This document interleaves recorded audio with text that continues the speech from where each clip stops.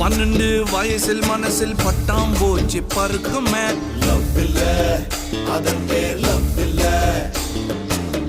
கண்ணை பார்த்து பேச சொல்ல கழுத்துக்கு கீழ் பார்க்குமே. லவ் இல்ல அதன் பேர் லவ் இல்ல.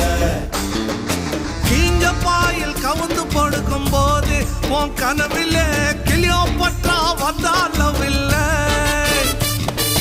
ஜவுளி கடை பொம்மைய பார்க்கும் போது உன் புத்திக்குள்ள கவுளி கத்தும் அதுவும் லவ் இல்லை. இதுக்கு ஏன் உசுரா கொடுக்கணும்?